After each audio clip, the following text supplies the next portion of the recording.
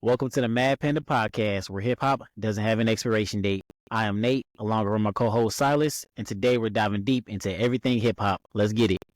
And as usual, thanks for joining in. We'd appreciate if you like, subscribe, and share so that we can continue to build. I think today we decided to talk about like collaborations that we would like to see, like either dream ones that would be really cool between an MC or a producer, or just ones that we think might be an interesting take on it. So, I don't know. There's a lot that could be done out there. I think I've seen a few recently. Like there was P Rock and Common did a whole album. I don't know if you've heard that. No, I haven't heard that album. And Common just posted that they have another follow-up coming out next year, so it'll be like part 2 of it. Okay. Pretty good album, the first one. So, but I think this is more like interesting type stuff. Like what would be kind of different. Yeah. One I've always kind of thought is because like we've talked a bit about Kendrick, how like I like him as a rapper, but I don't always like his production. So I would like to hear him on like some Griselda style beats. Oh, like, yeah, that would be crazy. Like Derringer or 38 Special or even like I know Alchemist has done some production for him.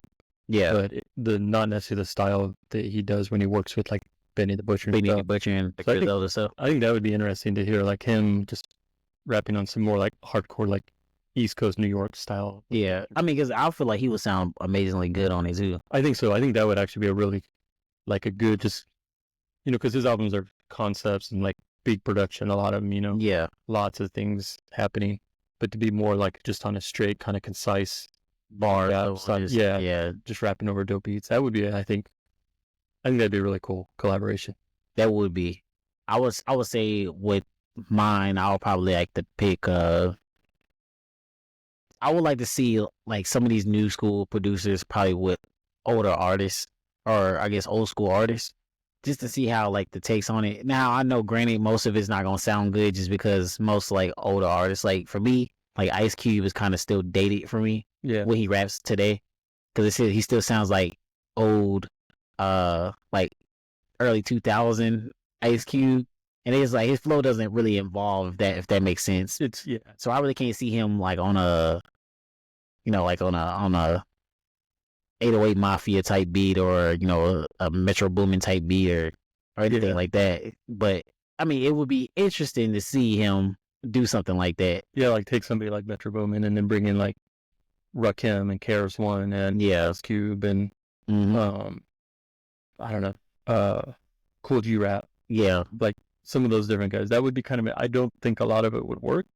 Yeah, I wouldn't think it either in my head, but that would be. It'd be a weird way to see how we can bridge the gap. Yeah, and I think for test it out, they would have to be in the studio together. It couldn't just be trading files. Yeah, no. They would have to actually get in chemistry, work, with each other. I think, and I think it would be interesting at the very least. Now there are some producers who can do both.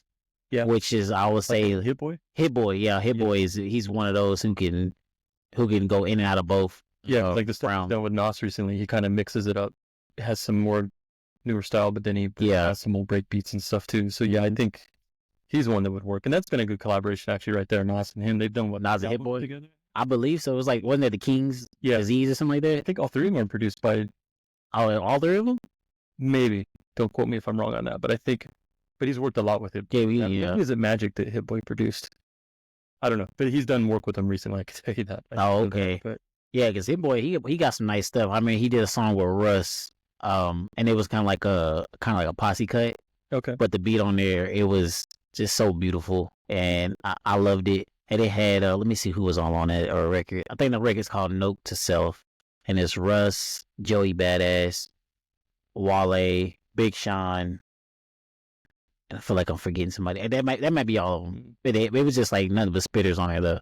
And he made a perfect beat for them. Really? Yeah. To check that one out. I don't follow a lot of those rappers that much. Oh yeah. Kind of them, but no, okay. I mean, I'm familiar with them all, but yeah. But like, you really don't mess with like Wale and stuff like that. Like some of his stuff, but not consistently. Like, and I haven't given it as deep a listen as I probably. Yeah, as it deserves probably, but the stuff I've heard has been kind of hit or miss. But. See, for me, Wale is kind of like those question marks, like I got over my head, because everybody like praises him as being like this amazing lyricist, but the Wale I'm always hearing is kind of like a radio hit Wale. Yeah. And it's like, I'm like, Is it the same guy we talking about? Like when somebody tells me somebody is a genius and I don't get it, I feel kind of like, yeah. yeah. Trying to think of some other. There's a bunch of producers out there that don't really get a lot of Credit. attention. Yeah, there's Gel is one of them. I think we've talked a little bit about him. Yeah. He, primarily with the Anticon camp, which in like underground hip hop circles from the late 90s, early 2000s gets kind of, you know, it's either you like them or you don't. There's no middle ground with a lot of people on them. So, yeah. But unfortunately, that's kind of overshadowed some of Gel's stuff. But I think he's one of the best producers out there. And so I would love to hear him do some stuff with Nas or Large Professor, Common. Like that would be a cool. Yeah. Any of the New York rappers would I think sound really dope on his stuff. Yeah. And okay, so like you bring up like Nas, right? So you said you listened to one of those Kings Dead, right? That was all of them. Okay. And they're like good albums. Like Kings is. But I don't find myself going back to them very often. It's kind of like the Common and Pete Rock one. I thought it was an excellent album. Yeah. But it just like I guess there's other stuff that came out like around the same time that I like better. Yeah. So I haven't gone back to it as much. But it is a good album and it's good, solid, old school Pete Rock production and you know, Common's a dope MC. So yeah. Well, this is my question. Since Hit Boy made most of that project, or probably all of the project, was produced by it, and the whole problem with Nas, and that everybody agrees on, that Nas has a terrible beat selection. Yeah. Do you feel like that enhanced that, or do you feel like they worked out in that way? I think the stuff I remember, like I said, I haven't listened to him for a while, but I remember him being pretty good beats, and he sounded good over everything. Because even some of it did have kind of a newer vibe to it. Yeah. You know, and then some of it was old school stuff, and so I had a good mix. But it seemed like, that, you know, at least in this case, he's gotten over some of his poor beat selection. So yeah, and I think some of that is working with one producer too. So you sit there and craft an idea of visual and meld together and collaborate. So that helps, I think. So yeah, and I also feel like that too. Like most of these producers and rappers, they need to get in the booth together. What other than just sending files back and forth to each other? I mean, that works, especially in today's age that we in. It's just that, sometimes you don't get those chemistries or those same ideas in that same moment. Well, I mean, I've even seen there's this like sample site, and they're selling features. Like they've been really like you can buy a Busta Rhymes feature right now. What? So basically I'm guessing they're probably just leftover rhymes, like stuff that he recorded and then didn't use. Like, here, sell these for me. Kind of. I mean, it's cool for like. Yeah, on the artist, and gives you a chance to hear, like a established rapper over some of your beats. Yeah, but I don't think you should do that and then sell it as a collaboration. No, yeah, that's just basically you sampled a cappella track by Busta Rhymes, kind of, to me. Yeah, and also for this brings up to a future episode we're gonna have. It kind of falls in that posthumous around. I mean, I know Busta Rhymes hasn't passed yet, but still, you still using an artist. Busta Rhymes doesn't know that you're using his stuff until you use it, I guess you could say, right? Yeah. And it's like, how do you know that Busta Rhymes will even mess with you or even like the record and all this type of stuff? And you spending money just to sample this, record off of him. And I mean, this verse, I don't know. I just feel like it's in that same kind of cage. Yeah, it all just kind of starts making the music kind of generic, because you're just buying. He didn't write the beat, the rhyme to your beat. It's not special. Yeah, and it's just, and I know that happens still a lot where they'll just write, but you can still, like, if you send me a file and then I worked on it and then I send it back to you. Yeah. And then you change a few things up and it goes back and forth. That's some collaborating. But if you just bought, a one-out verse and a can, it's like, and that's all. You're not going to go back and have him record a second verse for you. No. It's like, you just bought what he had on there. So, yeah. So I think that in this question, like what we would like to see together, that definitely is part of it. Like I want you guys in the studio together or just truly collaborating. Cause I know we've talked a little bit about some of the overseas producers. Yeah. A lot of guys from England and, that she was telling and then about. working with a lot of MCs out here, and a lot of that's basically, and so that's where it's kind of cool because it has opened up, from a kid from Poland, the contacts to bring, rock him into his studio, but he can send them the file and then they can send them back and forth. Yeah, and they could just as long as there's still some collaboration involved. Tag they're kind of going back and forth and making sure and that they both kind of have final. Communication throughout the thing and not just cut and dry. Like this is what it is and that's it. Yeah. Also, I will say with the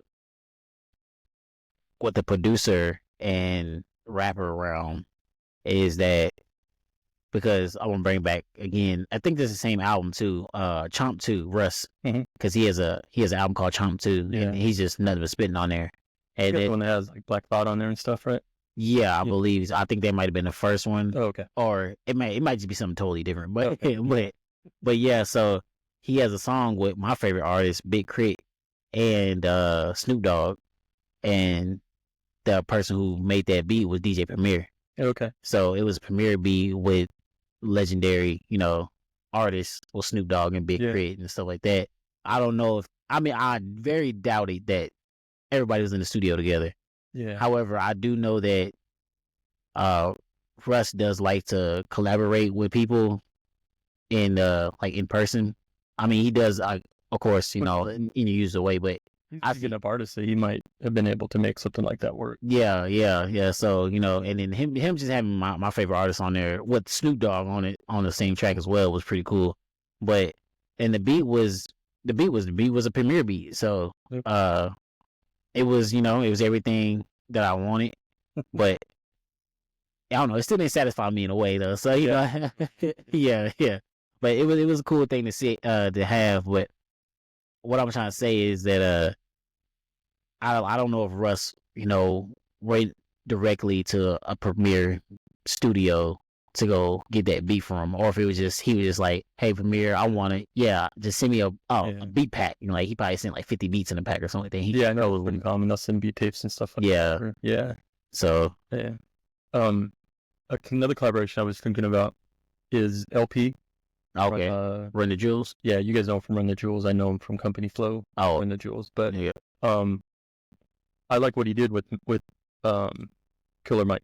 He took kind of that Southern sound, but brought in his own version, that New York boom bap industrial kind of sound that he has, and merged it. And they actually have done really well with that. So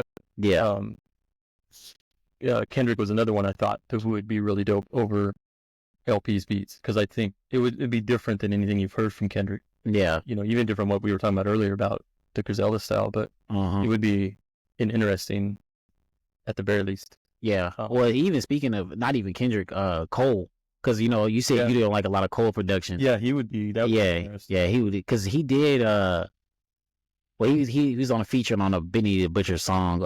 I forgot what the song's called. Something's Caddy. It's about Caddy Peas or something like that. Peas Caddy or something like that. Yeah.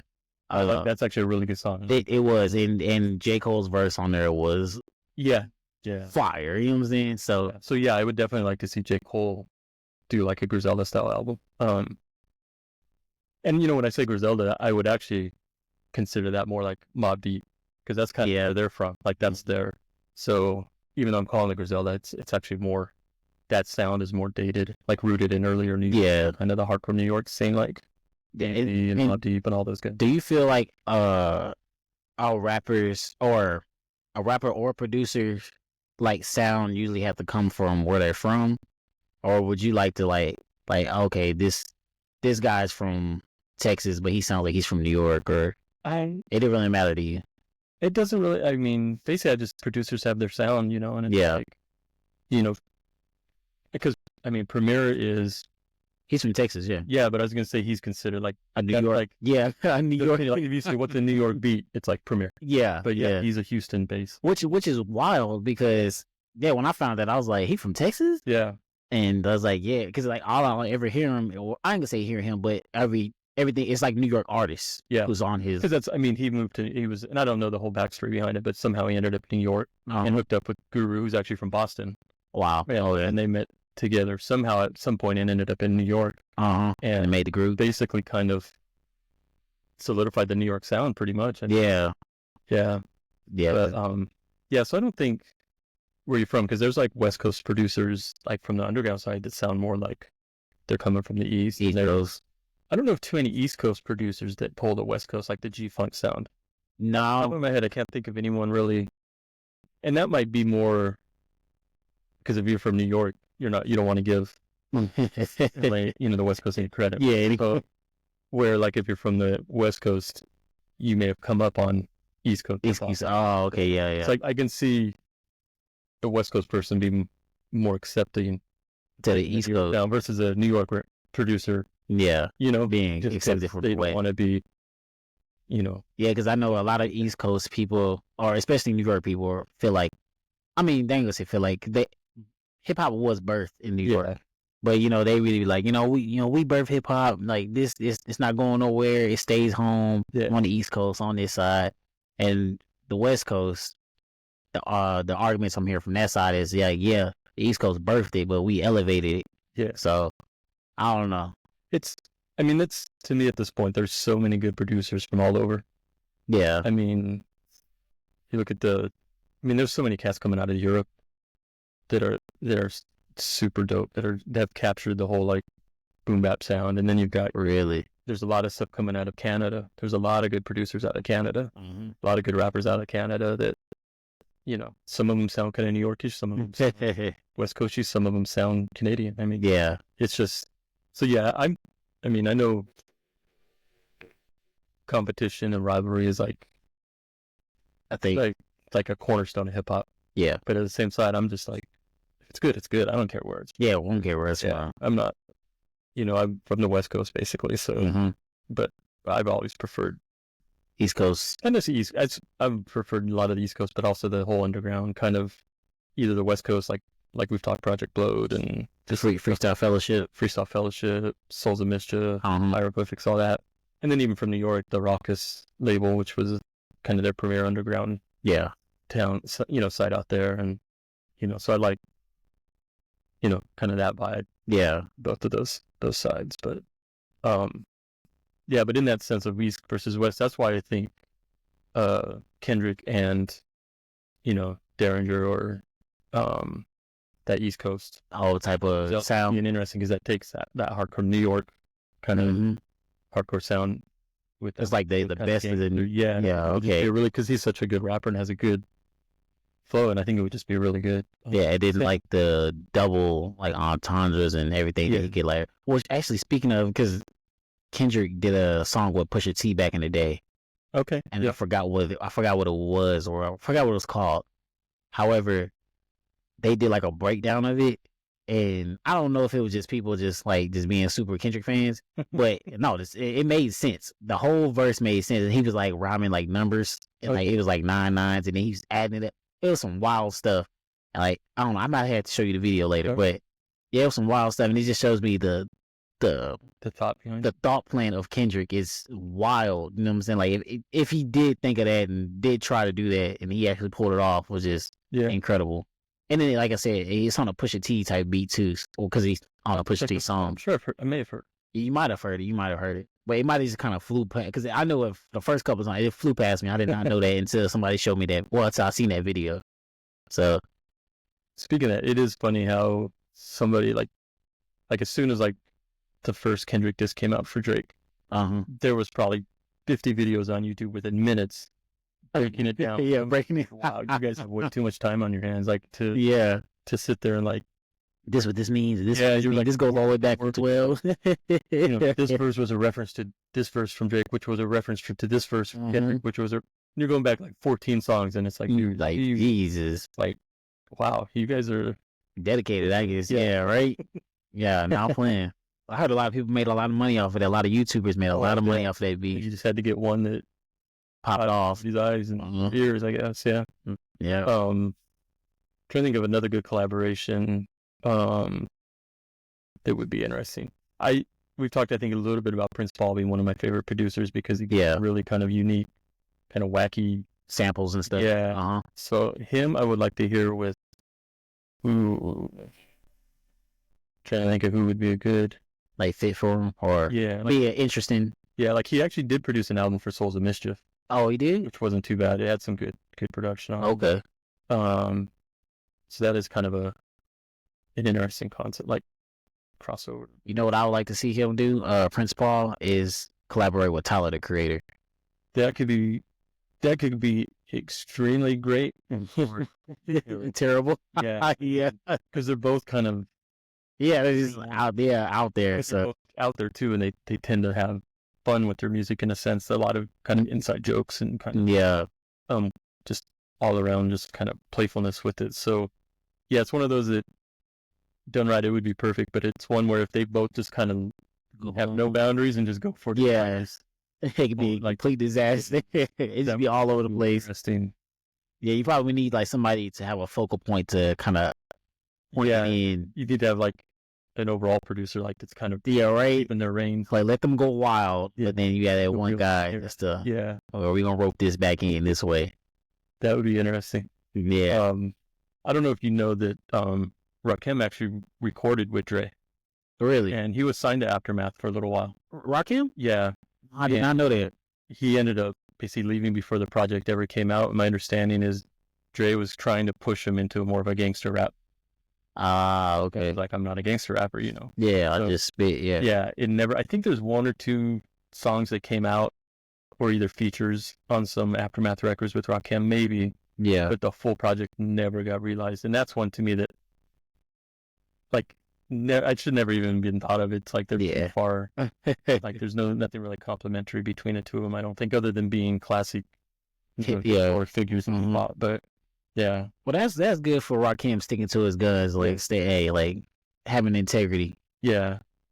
Yeah, because it'd be hard hearing him come out and be rapping as a gangster. Like, yeah, you're not. Yeah, it's not what you do. Yeah. What you know that falls into a different episode we should have is like, I guess, false claiming. You know, just there's the actor, the acting of it. The studio gangster. Yeah, the studio gangster. Yeah, that's I think I should say that the best. Yeah. But see, for me, I don't. It's hard to say a dream collab for a rapper and producer because my favorite rapper is Big Crit, and he does for most of the Big Crit's career, he did his own production. He mixed, mastered, and engineered his own stuff and produced his own stuff. It was only to, I guess, when he started to kind of venture out, it was okay. The best time he did when he did like I guess let other producers take the reins. Okay. Was Forever's a Mighty Long Time. But he still, even on that album, Crit produced I think like 75% of it still. Okay. But then we get to this where the nightmare comes in, because we get to his next album, Crit is Here. And that's the one right after Forever's a Mighty Long Time. And that one, it had like a more commercial type of feel. And he didn't produce, I don't think he produced nothing on it, or he probably produced one or two tracks on it. So and it didn't capture his sound. It didn't capture his sound. It didn't. So everything we was asking for, and like pretty much the whole topic of this, like a dream collab, he kind of like gave us that on that album. It was just that it didn't connect all the way, because he had like multiple producers on it. So he had like I can't even name the producers, but he had multiple producers on it, and he had more of a, like, he was going for a radio type of feel. Okay. Because there was a lot of trap beats. There was a lot of this odd stuff and feel to it, like to get out of the South, basically. Yeah. So it wasn't really. It didn't capture Crit's southernness, or it was hard. There was like one song on there probably like that you felt like, okay, this is a Crit song. And the rest sound just like beats with Crit. Yeah. It felt like, maybe it was like it'd be a good feature for him. Like if it was another artist song and then he was featured on it, maybe, but not a Crit song. Yeah, so that makes sense. Yeah. So I mean, if I think that happens a lot with you get somebody that's right there on the edge and they decide, well, I want to try to go to that next level. Popular, so you try to line up with more these other producers, and sometimes it works and sometimes it doesn't. Yeah. Again, you have to find that connection between it. And that's the nightmare. Like we saying, like if our dream collabs did happen, they could turn out the same way that happened. They could be great, they could be terrible. Yeah, they could. Yeah, they could happen that way. And I seen it firsthand from my, I guess, my favorite artist. So Okay, I mean, you could even say the same with Dale. I like because their first three were produced by Prince Paul. Yeah. And then when they stopped working with Prince Paul, their sound really changed. And luckily, the Stakes Was High was still an excellent album. They still pulled it off. To pull it off. They had Dilla on there and a few others, and they produced a lot of it. But you could definitely see the change in it. But they were able to pull it off. And then later on, their albums have kind of not quite as good. They're and some have said that they tried to be a little more mainstream. Their lyrics have gotten a little less abstract, and their beats have been a little less. And I don't know if that's purposeful or if it's just they're getting older and their design, their what they want to hear is different or what, or if it was more purpose, like let's try to be a little more accessible. I'm not sure. And there's still great stuff, but it just doesn't compare to some of their other stuff. So Balloon Mind State was their third album, right? Yeah, and that was still produced by Prince Paul. Yeah. I would say that one was a perfect blend of what I think maybe was a little bit more on that one. They were fully involved with all the production. Even stuff that Prince Paul produced was records that they brought in and things like that. So it was collaborative all the way through. But it seems like maybe on Balloon Mind State, they started kind of taking more of a lead on it, I guess. Maybe. Got you. There's plenty of stuff written about that. We could probably dig into that. Yeah. Yeah. Let's see. I'm trying to think of one last good collaboration that would be. It's kind of hard to think of on the spot. Like I know. No. That's the fun part of doing a non-scripted, right? Yeah.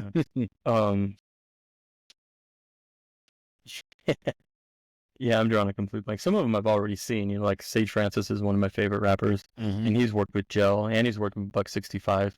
Oh yeah, those are some of my favorite producers. So I've already seen some of this stuff that I'd like to see, and it's worked. So maybe what I'd like to see is like a full like what would actually be really cool is a Sage Francis Buck 65 album produced all by Gel. That would. Oh, okay, yeah. Yeah. And see how they turned out. Yeah, I think that would actually be a really like if Gel handled all the beats. Buck 65 did the cuts and the rapping on it. Yeah. And then Sage rapping on it too. I think that would be because they've done some tracks together and they have a good sound together. They do. Yeah. Okay. So, but I know you're not a big Buck 65 fan. No, not at least not the one that I listened to. That one was a little. It's definitely different. It was different. Yeah, definitely. I mean, it's still good. It was punk rock B-boy, right? Yeah, that's the one I checked out. Yeah. It was just I did like the end of it though, when he had like kind of like the spoken word and he was just kind of like giving his letter to hip hop, right? Yeah, that was like the line where he says that's something about the Eminem thing. I didn't like that one bit. I didn't like that one bit at all, or something. I had that little beat going. Yeah, that was just him speaking his respect for. Like these are the founders. They shouldn't be beefing with each other. They should be out there. Yeah, they should. Yeah. Yeah, but yeah. All right. I think that might. I'm trying to think of one last like what would be a good one. Like I want to think of KRS One with somebody, but I can't think of who could match up. I could see him like on Pete Rock style beats. Like that doesn't because that's more like a soulful kind of. Yeah. Mm-hmm. I don't know, but that might be an interesting one. He's done some stuff with Premier. And that's worked. He's done a few tracks with Premier, I know. Yeah, that would be. I don't know. I think who would do good. Maybe he would sound good on a soulful beat, though. I don't know. I mean, he's done some stuff like that, but I'm just trying to think because like his rhyme style. Yeah, maybe too forceful sometimes. Mm-hmm. Where it may not blend. Like he's preaching to you. Yeah. Yeah. And he's trying to educate you more than. Yeah. So he's vibe you out. That little, like the songs I like by him more have the kind of little harder. Yeah. Going, but that would be an interesting one. Him with maybe some new school, like to mention Joe again, he would actually probably do it pretty good. For a KRS One? Yeah, because he does a lot of the breakbeat style and kind of heavy production sometimes. Yeah.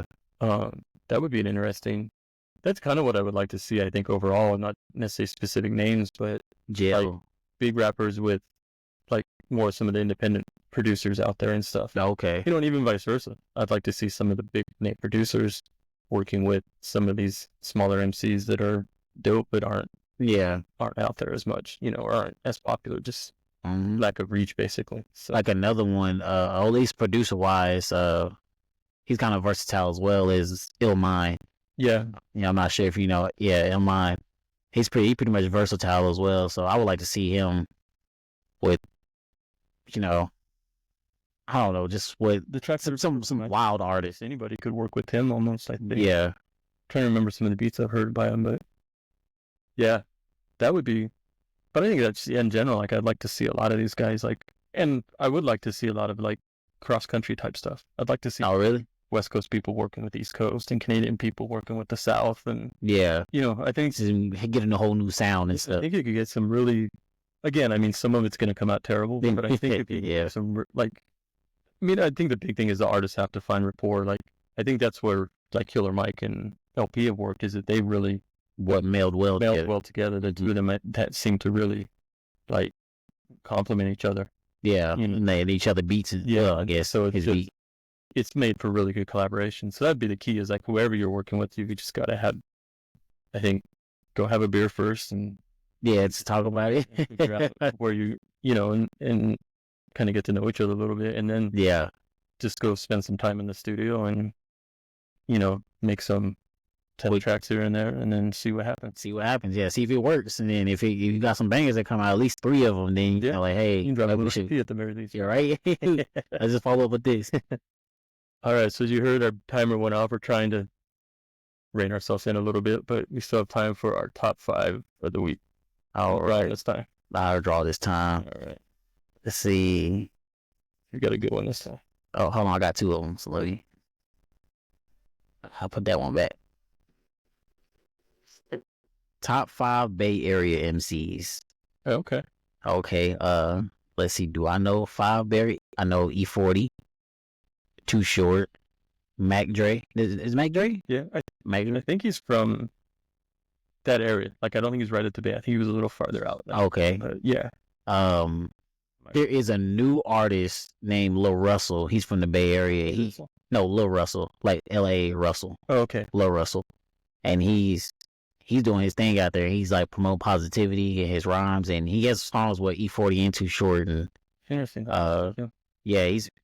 He's pretty cool. Now his songs are like a minute or 2 minutes long, but they slap, and they got that bass. It's like the bass Bay Area like this. Yeah. So that's the kind of beats he's on, and it's pretty good though. And it's he's just pushing positivity. He's just, I guess, I won't say quirky kid or nothing like that, but he's Lil Russell. Yeah, Lil Russell. He doing his thing though, and I like him a lot. Everything that I've been hearing from him, I've been riding to. There's another one that I just came across recently, and I think he's from the Bay Area, and his name is Hugo Monster. Hugo Monster? Yeah. Okay. He's put out an album called Checks in the Mail.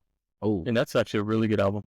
Oh, it is? It's a really solid album. I'd like to put it, up there with my picks of the year, probably top 20s maybe. So it was this year? Yeah. Okay. I think I came across it this year, so I think it was this year. I'll have to double check, but yeah, a really good album. But I didn't realize where he was from until the other day. I saw something that said Bay Area artist Hugo, so I'm assuming that's where he's from. I'd have to double check on that, but yeah, I would recommend him. Got you. All right, so how many was that, 4 then? So yeah, E40, Mac Dre, Too Short, Lil Russell, and Hugo. Yeah, it's 5 right there. Yeah, well, I was gonna give my 5 too. Oh, you gonna give 5? Oh, I thought we were just doing 5 together because I don't really know it too much. So. I'm gonna blow a few out here. Okay. Paris. He said who? Paris. Okay. Bay Area rapper. I haven't heard of him. Very Black Power. Yeah, great stuff. Okay. Late 90s, mid to late 90s, early to mid 90s. Although he did release an album about 2-3 years ago, it's still not too bad. Got you. Him. I'm gonna put Too Short up there. Too Short. Del, the Funky Homo Sapien. Okay. He's part of the Hieroglyphics crew. You told me about it. Yeah, I think you told me about it. Doesn't. Actually Ghost wrote a lot for Ice Cube, from what I understand. Or not necessarily a lot, but some of it. Some of his stuff. Yeah. Get the Gap. He's from Davis, which is Berkeley area, right there by Oakland. So I can consider him Bay Area. He was from Black Alicious. He passed away a few years ago, though. Oh. Souls of Mischief, I'd probably give it to Tajay. There's 4 of them in that group. Souls of Mischief. They are from the. Yeah, they're from the Bay Area. They're from Oakland. Yeah. Oakland. Oh, snap. Yeah. I knew they was from the West Coast. I just didn't know where. The whole hierarchy. So you got the Souls of Mischief, the four of them. You've got Casual, Domino. You got Dell. Mm-hmm. Extra Prolific was part of that crew, I think, at one point. Okay. I think there's one other guy that's in it, but and then there's a handful of others out there I'm trying to think of. Charisma was pretty good. He passed away right before their first album came out, though. So not a good thing and not a good catalog, but it's a good album that he put out with Peanut Butter Wolf and DJ. Yeah. But that's more than 5. But yeah, that was a good one though. Pretty good ones out of the Bay Area. They actually have some really good. I know I'm missing a ton. Shock G. Shock G. Yeah. Oh, you're right. People always argue about Tupac because he was born in Florida but raised in part of it in New York and then ended up in Oakland. So everybody tries to take. Yeah, they try to take credit because I mean I don't know about the Florida part, but I know that he was.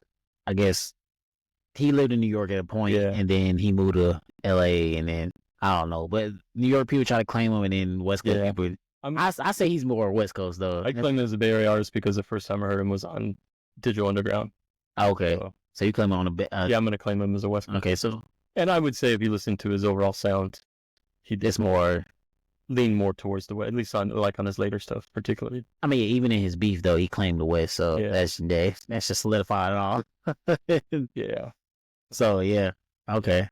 Sure, there's a bunch more. Money B, he was part of Digital Underground. Oh yeah.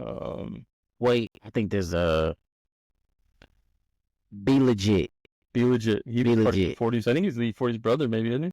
I don't know. I don't know if he's his brother or not, but he's part of that. Yeah, he's Bay Area as well. Trying to remember what the name of his label was. I don't know. Yeah, I can't remember, but they were, yeah. There's another one too that I'm thinking about. It's in the back of my mind. One? Oh, Spice One. Yeah, Spice One. Okay, maybe I do know more than 5. Let's see. Ant Banks. Ant Banks? Yeah, Ant Banks. Yeah. Oh, I just drew a blank. What's his name? He was just recently in the hospital too. He's kind of part of Too Short's Dangerous crew. Rappin' Forte. Rappin' Forte. Okay. Yeah. What was his song that I? That's the one that songs I really like. I can't think of them. Yeah, I my phone. Yeah. Let's see who else we got from the Bay Area. We're way past 5, but yeah, I think we're like 10 now. So a little past 10. Oh, Boots Riley from the Coup. I don't know who that is, but Boots Riley. He's that shit. Boots Riley. The Coup was very good, militant, anarchist, communist. Oh yeah, Black Power, hip hop, like great stuff. And then he's gone on to produce. There's a show on Netflix about it. Basically, it's set in Oakland, and the kid's like a giant. Okay. Have you seen? I've never watched it. It's had good reviews. It was like he wrote and directed that. Okay. He's done a couple movies that he's directed and stuff. So, but he's he's a grassroots community organizer and practice what he preaches and stuff too. Yeah. Well, that's even dope. That's even better. Yeah, I like him. Still, this album was. And Kill Your Landlord was Kill Your Landlord. Was that one of the songs on that album? I can't remember off the top, but yeah, I would definitely. Don't kill your landlord. Well, that's another topic. Right. All right. Looked like that was that was more than 5. Yeah, that was a good one. We finally got one that we both could answer. Yeah. Right. All right. All right. You've been rocking with the Mad Panda podcast. Until next time.